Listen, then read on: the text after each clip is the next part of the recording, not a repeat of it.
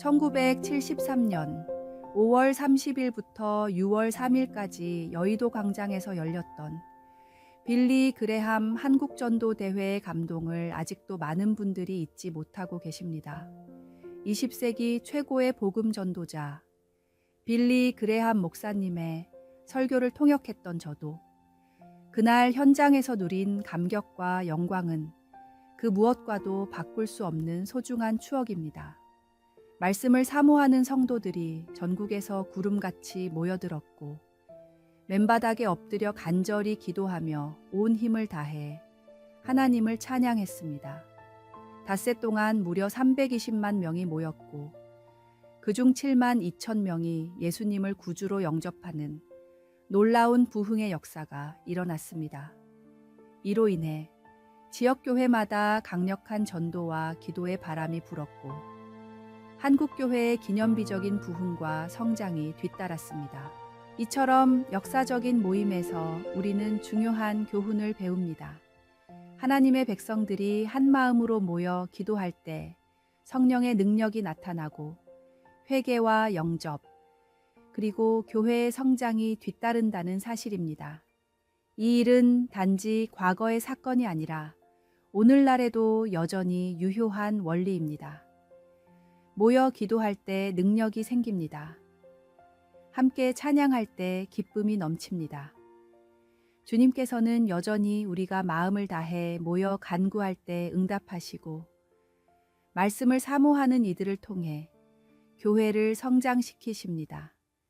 지금도 성령님은 믿음으로 모이는 자리에 함께 하시며 놀라운 역사를 이루고 계십니다. 오늘의 말씀. 하나님을 찬미하며 또 온 백성에게 칭송을 받으니 주께서 구원받는 사람을 날마다 더하게 하시니라. 오늘의 만나. 오늘 하루 가정과 교회와 민족을 위한 간절한 기도로 시작해 보십시오. 하나님의 능력이 당신의 삶에 새롭게 부어질 것입니다.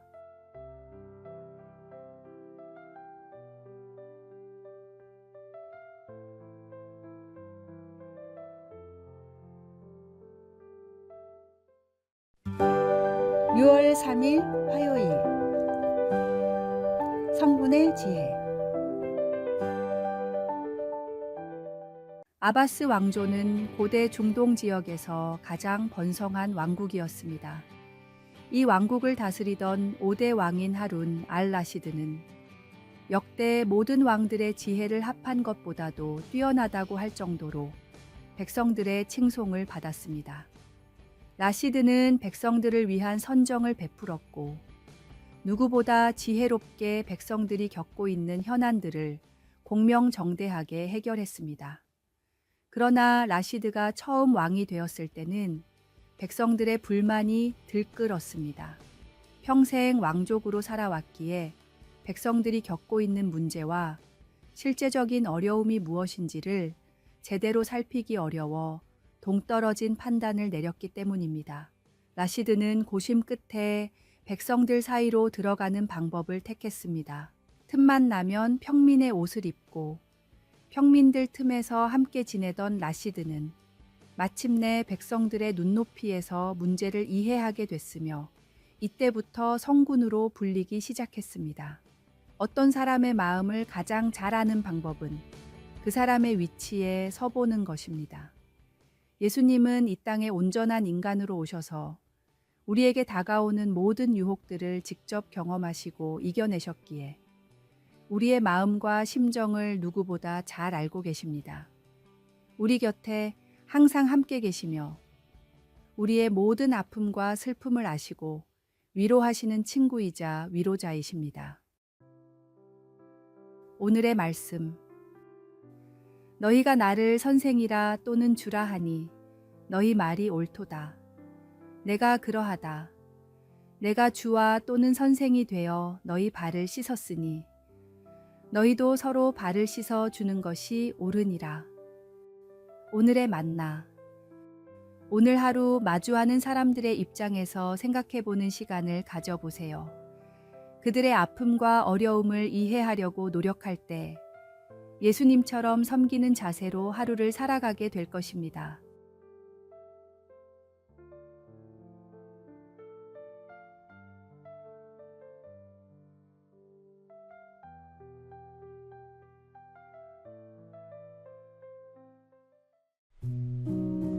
(6월 4일) 수요일.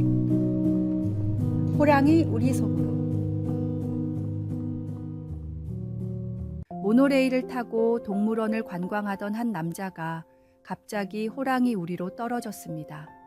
이 모습을 본 관광객들은 깜짝 놀라 재빨리 신고를 했지만 더 놀라운 일은 그 후에 벌어졌습니다. 남자의 접근에 놀란 호랑이는 주변을 돌며 경계하다가 결국 달려들어 남자를 마구 공격했습니다. 다행히 재빨리 달려온 구조 요원들 덕분에 남자는 구조되어 목숨을 건졌습니다. 이후 조사에서 이 사고의 충격적인 진실이 밝혀졌습니다. 남자는 사고로 떨어진 것이 아니라 자진해서 모노레일에서 호랑이 우리로 뛰어내린 것이었습니다. 그 이유는 단 하나, 호랑이를 가까이서 보고 싶어서였습니다. 그런데도 이 남자는 단순한 호기심 때문에 위험을 무릅쓰고 행동했습니다. 결국 추락으로 팔다리가 부러지고 호랑이에게 물려 폐까지 뚫리는 심각한 부상을 입었습니다. 죄의 결과가 사망임을 알면서도 그것을 행하는 사람은 호랑이 우리에 자발적으로 뛰어드는 것과 다를 바 없습니다. 때로는 우리도 죄의 유혹 앞에서 한 번쯤은 이라는 생각에 빠질 수 있습니다. 그러나 그 결과는 우리가 상상하는 것보다 훨씬 참혹할 수 있습니다. 주님의 귀한 보혈로 인해 우리가 누리는 구원의 은혜가 더럽혀지지 않도록 죄는 그 모양이라도 조심하는 지혜가 필요합니다. 오늘의 말씀. 사람이 감당할 시험 밖에는 너희가 당한 것이 없나니 오직 하나님은 미쁘사 너희가 감당하지 못할 시험 당함을 허락하지 아니하시고 시험 당할 즈음에 또한 피할 길을 내사 너희로 능히 감당하게 하시느니라. 오늘의 만나. 일시적 쾌락을 위해 위험을 감수하는 선택보다 하나님의 지혜를 구하고 유혹을 이기는 길을 선택하십시오. 주님은 항상 피할 길을 마련해 두셨습니다.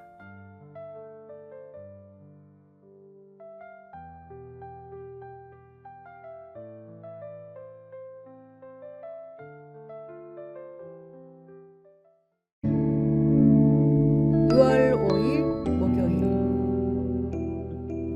발을 씻기신 주님. 중동 지역의 대부분은 사막이거나 건조합니다. 무더운 날에는 50도도 넘어가기 때문에 하루 종일 땀이 나는데 사막지대를 건너기라도 하면 발은 온종일 모래로 뒤덮입니다. 땀과 모래로 하루를 보내기 때문에 중동에서는 발을 매우 더럽게 여깁니다. 동등한 지위의 사람들끼리는 남의 발을 손으로 가리켜서도 안 됩니다. 부끄러운 곳을 지적하는 무례한 행위이기 때문입니다. 이 지역의 사람들이 누군가에게 줄 수 있는 가장 큰 모욕도 신고 있는 신발을 들어 때리는 것입니다. 발을 씻기는 일은 하인 중에서도 가장 낮은 하인이 해야 하는 천한 일이었습니다. 예수님이 제자들의 발을 씻기려고 하실 때 제자들이 큰 충격을 받았던 것도 이런 이유 때문이었습니다. 하나님의 아들인 내가 이처럼 낮아졌듯이 너희도 스스로를 낮추어 다른 사람들을 섬겨라. 예수님이 제자들에게 마지막으로 가르치셨던 것은 겸손입니다. 만왕의 왕이신 주님은 제자들의 발을 씻기시고 세상의 가장 낮은 사람들을 찾아가 사랑과 은혜를 베푸신 겸손의 주님이셨습니다. 높아지고 강해지려는 세상의 속성을 따라 살지 말고 더 낮게, 더 약한 사람들을 찾아가 섬기는 사랑의 속성을 따라 사십시오.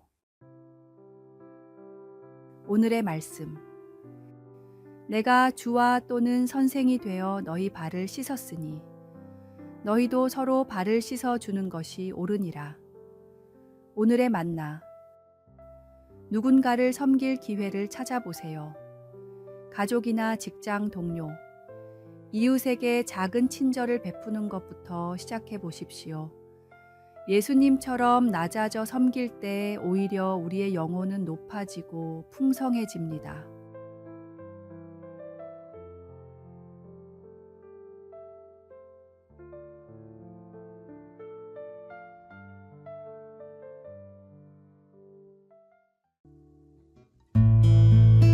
(6월 6일) 금요일. 기억해야 할 희생. 한글학회의 공식 행사에는 항상 빠지지 않고 하는 의식이 있습니다. 일제치하 말기 때 한글 말살 정책에 대항해 모진 고문을 버티고 죽음까지 불사했던 많은 학자들에 대한 묵념입니다. 주시경, 최현배, 한진과 같은 학자들의 이름을 모두 열거한 후 엄숙하게 식을 진행합니다. 귀한 한글을 목숨을 걸고 지켜왔고 지금도 지키고 있다는 학자들의 자부심이 있기에 공식 행사에는 이 묵념이 결코 빠지지 않습니다. 교회에서도 피를 흘리면서까지 복음을 전하고 믿음을 지켜온 수많은 순교자들의 이야기를 듣습니다. 그들의 이야기를 들을 때마다 우리가 지금 편하게 듣고 믿는 이 복음이 얼마나 중요한 것인지, 그것을 지키기 위해서 얼마나 많은 사람들이 이름도 빛도 없이 희생을 했는지 우리는 생각합니다. 그리고 나라를 지키기 위해 목숨을 버려가면서까지 싸운 수많은 사람들이 있었습니다. 하나님의 은혜로 나라를 목숨보다 소중히 여겼던 그분들이 계셨기에 지금의 우리가 있을 수 있었고 한국에도 복음이 전파될 수 있었습니다. 우리가 경험하지 않은 고난일지라도 귀한 희생을 대신 해주신 분들에게 감사의 마음을 품어야 합니다. 현충일인 오늘만큼은 나라를 위해 희생하신 수많은 분들을 떠올리며 그들을 위해 기도하십시오. 반드시 주님께서 좋은 것으로 채워주십니다. 오늘의 말씀. 너희가 나에게 부르짖으며 나에게 와서 기도하면 내가 너희들의 기도를 들을 것이요. 오늘의 만나. 나라와 민족을 위해 생명을 바치신 분들을 마음에 새기고 그 희생이 헛되지 않도록 우리의 삶을 소중히 살아가는 결단을 해보십시오.